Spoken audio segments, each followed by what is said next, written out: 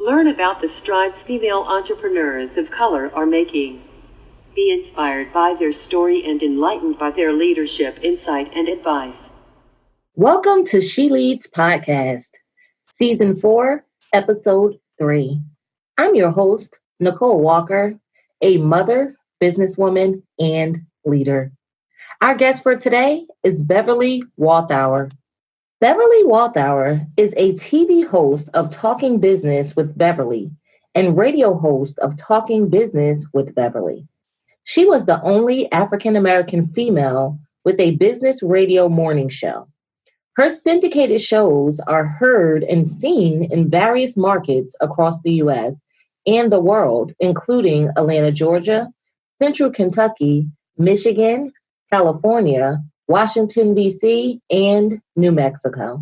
She is a six-figure business strategist for Christian female coaches. She shows them how to create more impact and income. She has more than 15 years experience as an award-winning educator, trainer, and consultant, and over 10 years as an entrepreneur. She has inspired hundreds of passionate women to confidently build and generate revenue in their online businesses. Beverly is an international best-selling author. She's been featured in Tying the Knot Between Ministry and Marketplace, Volumes 1 and 2, and Courageous World Catalyst 2. She has been featured on numerous online podcasts, magazines, television, and radio shows. She works with her clients one-on-one, in group programs, intensive online courses, and in-person workshops. You can contact Beverly at her website at beverlywalthour.com, her email beverly@beverlywalthour.com. You can also find her on Facebook, Instagram, Twitter, Pinterest, YouTube, and LinkedIn at Beverly Walthour. Without further ado, Leadership Empowerment with Beverly Walthour. Okay, so Beverly, welcome to She Leads Podcast, Leadership Empowerment for Women of Color. We appreciate you blessing us with your insight today. Thank you so much for having me. You're welcome. I read your bio and I want to say kudos to you for being a trailblazer for women with your business radio show. That's really awesome. Thank you. Yes. Being the first is definitely a great accomplishment. Yes, definitely a blessing. Yes.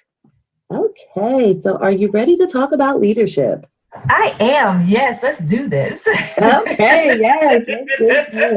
Yes. Okay, so I myself feel that every person is a leader in one shape or form, whether they realize it or not. Would you agree, Beverly? I definitely agree with that. Yes. And can you tell us why you feel this way? You know, I really and truly feel like everyone has a purpose here on earth. And so whether or not you're leading yourself, it could be your siblings, your family. It's always someone that's watching you, whether or not you realize it. And so to me, we were not, like, our life is not just about ourselves. Like, it's so many people that are attached to us and what we do and what we don't do, what we think and what we don't think.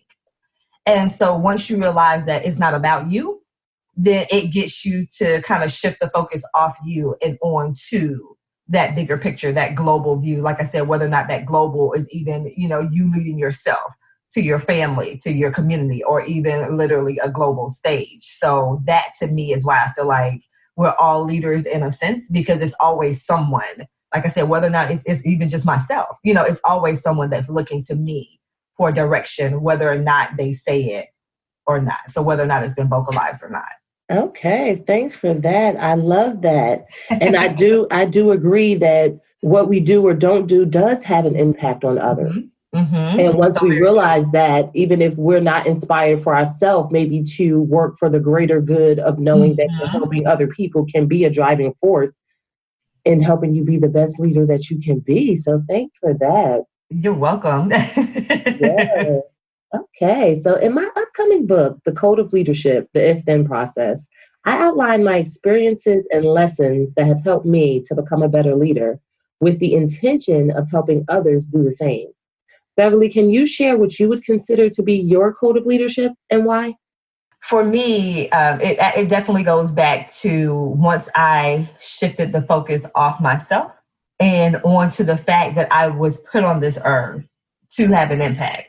And so for me, that code of leadership it's that old saying of, do the right thing. And I put right in quotation marks, even if no one else is watching. Mm-hmm. Because I still have to answer to myself. Like I have to be able to lie my head down at night and really and truly say that I did all that I could in that day to show up as the best version of me. And so, if I can lie my head down at night and say that, then I've had a successful day. But, before I go to bed, I'm doing that reflection. If it's someone that I felt like I've wronged, then I have to take it upon myself as a leader, well, first of all, as a person, but just as a leader to correct that wrong. And, however that person chooses to respond, that's on them. But I know that I've done my part. So for me, like that's kind of like in a nutshell of my code of leadership is just ensuring that, like I said, when I lie my head down at night, like I really and truly can say that I've given all that I knew to do. And once again, if there was any place where I felt like I shortchanged myself or shortchanged someone else, for me to actually go ahead and address that, rectify it, and then continue to move on my path or on this journey. Okay, thanks for that. Yes, and I do agree that showing the best version of yourself every day is extremely important, and doing the right thing even when no one is watching, because it's easy to do the right thing when you have an audience, right? The test of character is the consistency, right? When you don't even know if anyone's watching, are you still the person that you portray yourself to be? Exactly. Yes. Exactly. And I heard in the background, operate in excellence, right? Because if we operate in excellence, we are doing what we need to do. Yes.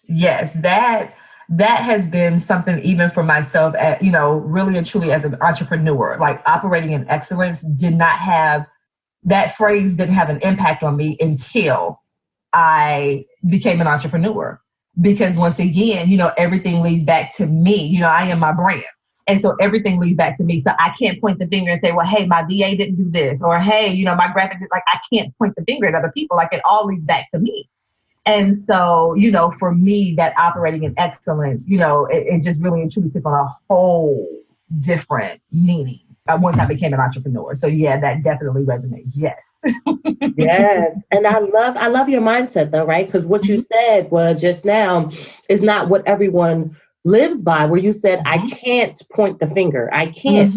But some people do, but a successful and effective leader does not. An successful and effective leader takes the fall, so to say, or takes responsibility for everything that's involved with the team and with those that they are leading. So thanks for that, because that is a trait that a lot of leaders need to adopt. Yes, and I think that's kind of like, that makes the difference between an effective leader. Like, you know, when you really and truly realize that, wait a minute, the buck stops here, you move a little different and you talk a little different, you do things a little bit differently. And not to say that you don't address the issue with that person, if it was something that was going on. But once again, you address that person in private, but in public, you are the one, yes, you know what, I definitely do understand that. What can I do to make this better?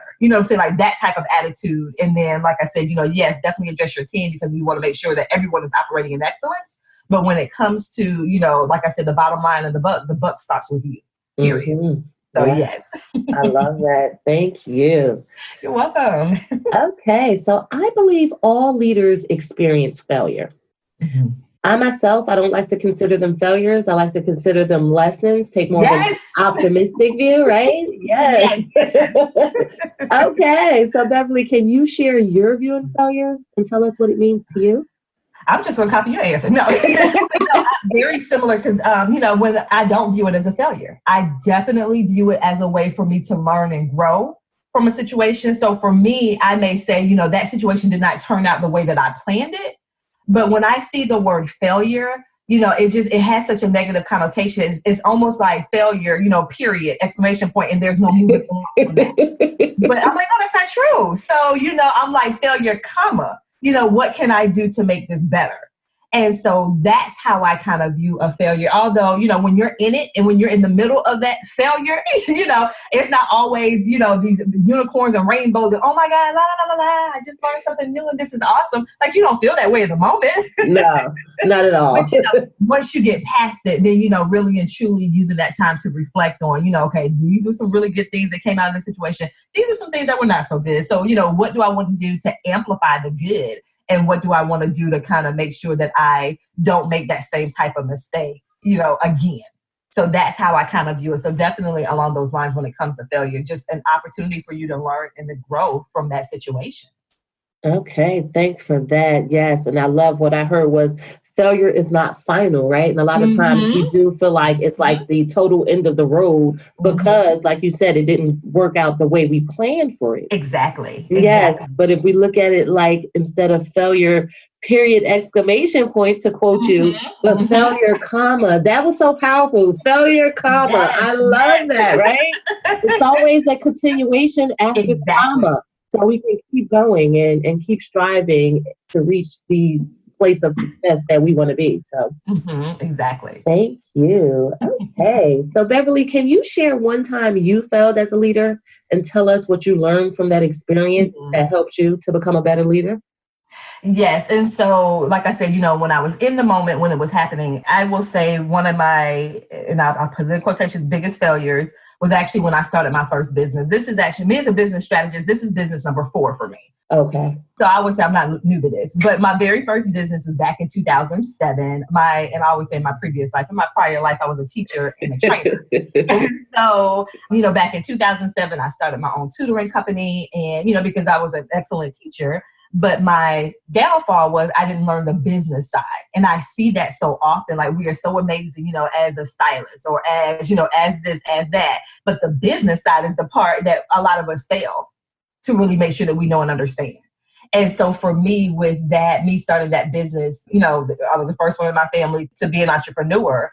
And so because I did not learn the business side of it, that business only lasted about 2 years.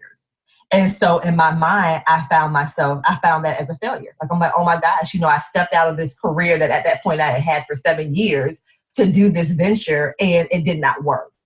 And so in my mind, I'm like, I let so many people down is what I thought.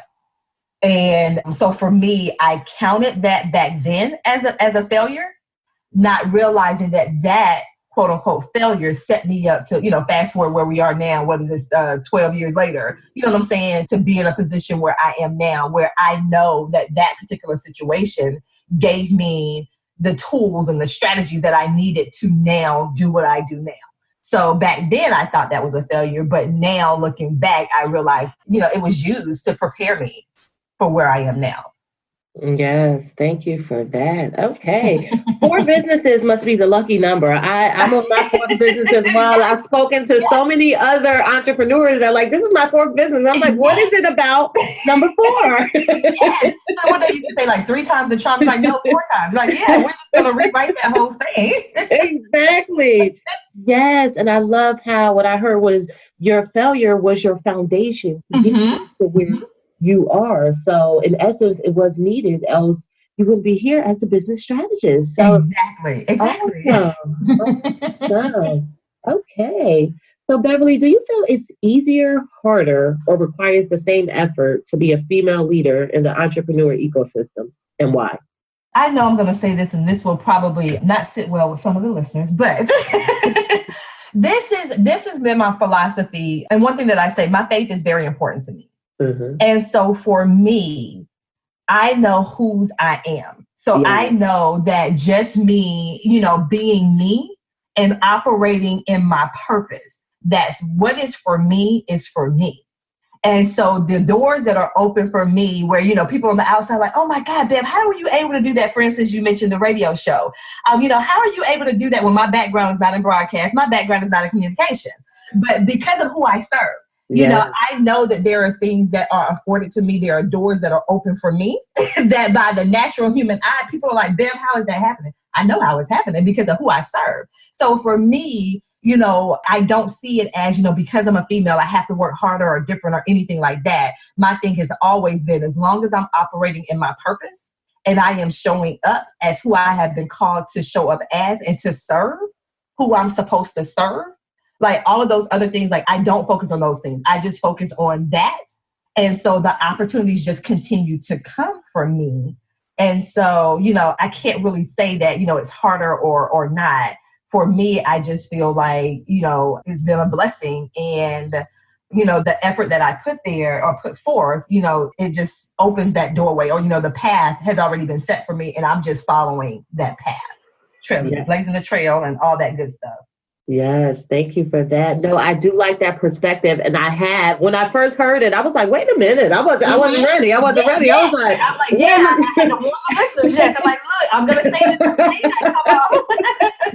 At first I was like, yes, I was questioning my question. I'm like, well, maybe I should take this question out. I don't know how I feel about it. But no, but it shows all different perspectives. And I love this perspective, right? Because whether it's easier, harder, or the same doesn't matter. It matters what you focus on, right? Exactly. And I do agree with you. What's for me is for me. That's my motto in this world. And I like how you said because of who you serve, right? So that reminded me of the saying, uncommon favor for uncommon results.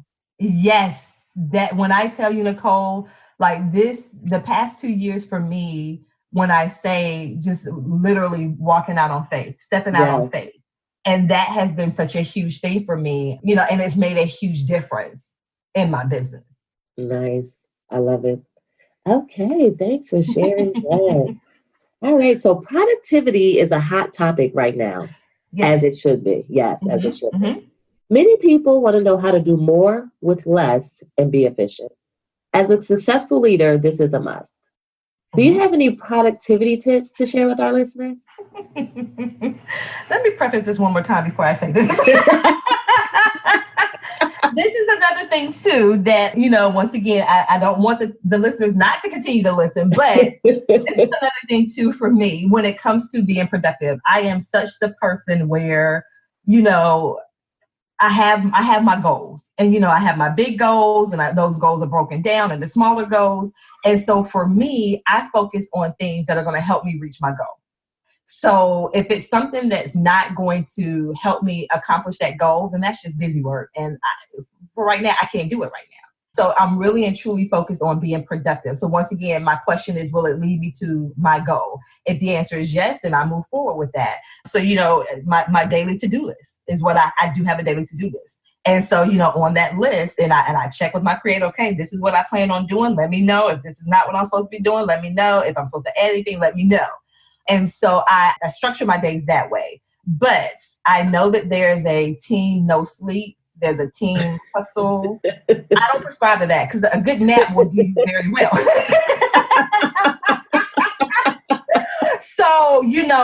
So for me, I'm really and truly about the ease and the flow of things. And not to say that I don't work hard, not to say that if I don't have an event, I don't pull an all-nighter, or if I'm getting ready to launch something. I'm not saying that. But I don't live in that constant hustle thought, because for me, I end up getting burnt out. And then, what good am I as the CEO of my company if I'm burnt out and I'm no longer of use? You see what I'm saying? So for me, that productivity is really and truly about the ultimate question, is this going to lead me toward my goal? And so for me, having my day structured in the sense, and I put structure in quotation marks, structured around, my daily to-do list. And then once again, just making sure or ensuring that everything on that list leads to an ultimate goal. Does my productivity also include self-care? Yes, ma'am, it does. Because once again, that of course enhances my productivity to ensure that I am pouring from, my overflow and I'm not running on E trying to get everything done. So that's kind of like, that is my tip. And once again, I know that there's a whole no sleep and team hustle movement and all that stuff. So when I say that, people are like, oh, I'm like, a good nap will do you good. Yes. No, I totally agree with you. And you touched on a few key points that stood out to me, which I've heard in the past, is just because you're busy doesn't mean you're productive.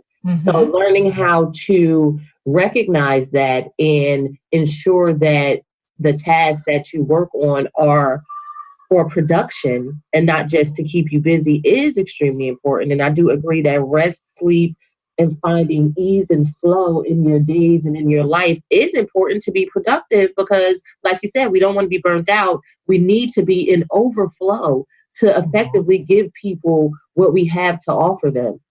Wow. Yes. So, Yes. yes, thank you. Okay, so Beverly, can you share an experience that blessed your leadership and tell us about the outcome or the takeaway that you learned? I think even with the whole leadership, and you kind of touched on this at the very beginning, I was one of those people that did not embrace the word leader. I didn't see myself as a leader. I just saw Bev doing what Bev does to get the job done. Mm-hmm. I did not realize that there were people looking at what I did.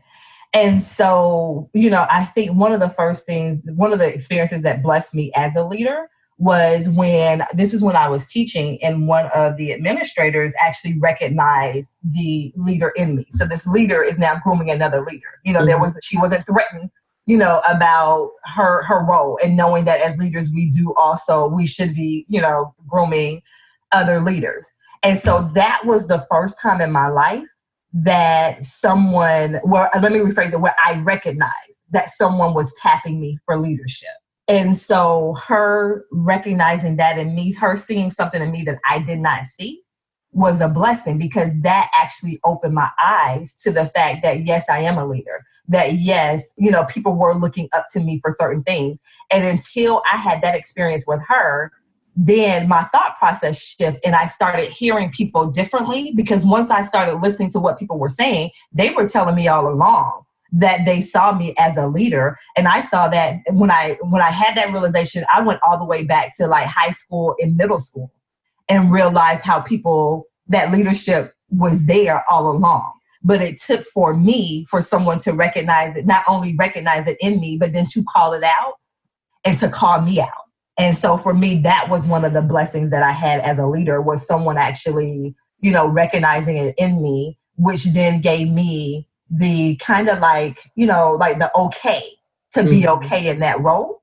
And then from that point forward, I've never looked back when it came to that title. I've never cringed when it has come to that title. I have actually embraced the role as leader and, all the different capacities that I've held it in. And I'm okay with that. So for me, that has been the biggest takeaway from that one experience that was years ago that I still carry with me now. And like I said, being open to the fact of, as a leader, inspiring other people to step into their role as a leader, and knowing that it's okay to carry that mantle, and being okay as a leader to pass that torch on to others, so that, they're now ready to take your place, so that I can then step into another role. So that's how one of the biggest experiences that I've had that has blessed me as a leader. Okay, thanks for sharing that. And I love that. And I can actually relate to that story, because originally I didn't see myself as a leader. And it did take other people to say, I see you doing this, I see you doing that. This, and I'm like, you see that in me? Okay, well, thank you, and then it does give you that permission that you may need just to move forward in that light.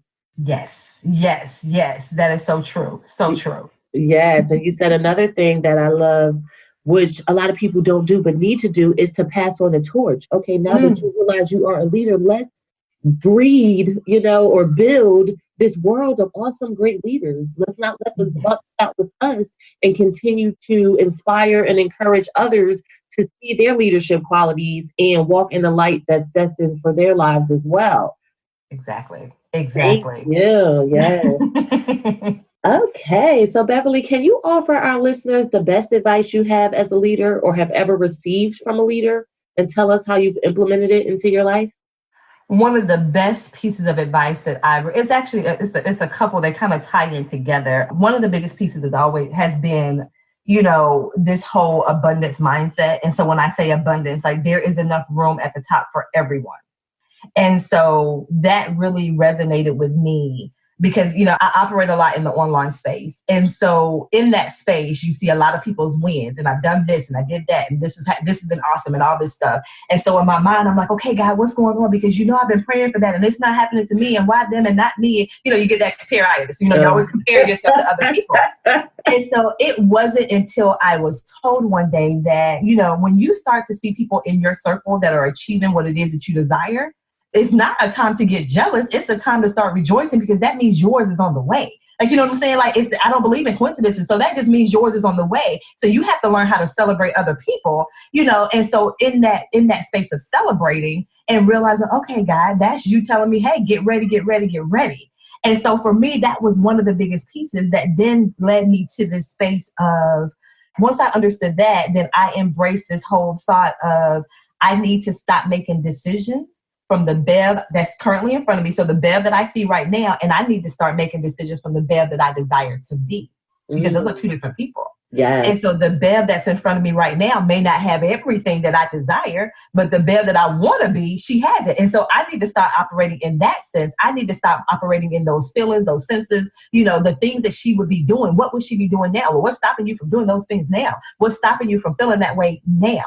So once again, that has been like some of the biggest shifts. And I think for me, because I shifted from the, what's going on with me? I may not have everything that I desire right now to, but hey, it's coming. And, because of this is where you desire to be, start projecting, start acting like that woman, and things will come to you rapidly. And so when I tell you, as I got out of that mode and moved into the yes, saying yes to these things, these opportunities, even when I felt like I wasn't quote unquote qualified, when I tell you so many doors opened up for me, and I was like, whoa. So that has been one of the biggest things for me, the biggest pieces of advice. Like I said, celebrate those things that you see in the people around you, because that's definitely letting you know that those things are to come. They're coming for you. And then once again, that woman that you do desire to be, start walking in that now. And once again, it just opens up so many doors, so many opportunities, because you're focusing on the abundance that's out there. You're not focusing on your lack. You're focusing on what is to come. But you have to make that decision of which one you want to focus on. So for me, that has been an ultimate game changer for me. I love it. I was literally like, you're talking and I'm like waving my hand. Yes, I totally agree with you. An abundant mindset is so important to help us get to where we aspire to be. And I love would you say compare-itis? Yes. It is so easy for us to compare ourselves to, what we don't have, and, all kind of stuff just go through your head. I'm like, wait a minute, no.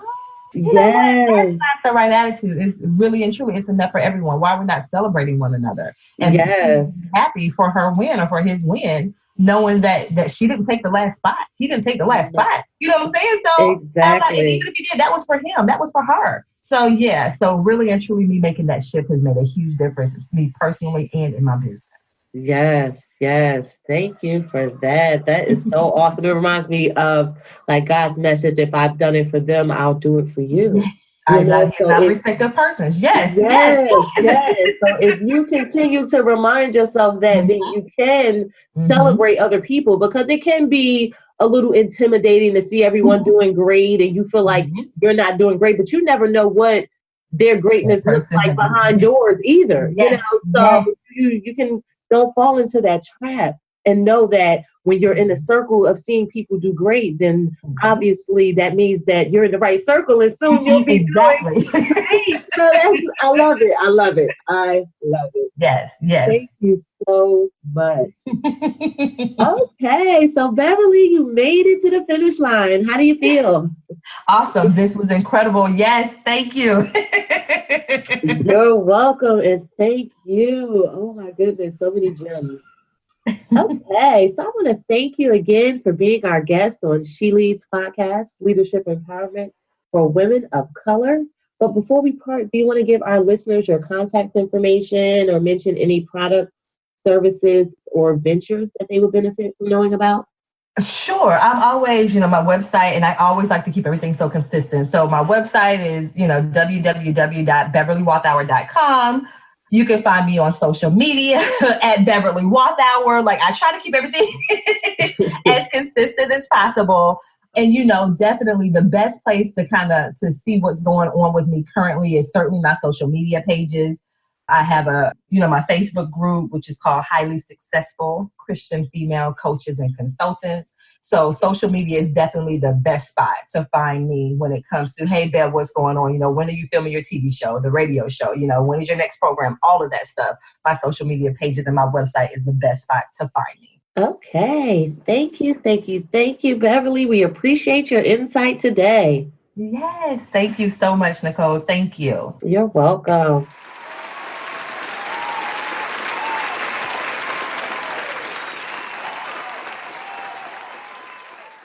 I really enjoyed this interview with Bev, and I hope you did as well. I agree with Bev's perspective to lead with a global outlook. As effective and successful leaders, it is not about us, and we carry the responsibility of showing up as the best versions of ourselves for others. Accepting that your life is not all about you requires the willingness to sacrifice your desires for the greater good, which is not always easy to do. As Bev stated, we are put on this world to have an impact. So it's up to us to represent ourselves accordingly. A quote by Mother Teresa reads, "I alone cannot change the world, but I can cast a stone across the water to create many ripples." I admire Bev's tenacity in bouncing back from her previous entrepreneurial pursuits by using the lessons she learned to improve her practices and continue to chase her dreams. According to Bev, failure is not final and should be looked at with a comma at the end as opposed to a period. I absolutely love the analogy Bev gave between period and comma in relation to failure, as it makes the picture so clear. As Bev has shown, we can keep pushing after things do not go the way we planned until we make it to where we should be. A quote by Barbara Cochran reads, "My best successes came on the heels of failures." I can relate to Bev's experience of not realizing she was a leader until she was told by a mentor at a time when she was receptive to hearing the message, as I experienced the same. As with Bev, I was just doing what I had to do to get the job done. I didn't think any more of my actions. Bev mentioned how she was able to see the messages others had been giving her all along in reference to her leadership once she took a moment to reflect. This exact thing happened with me.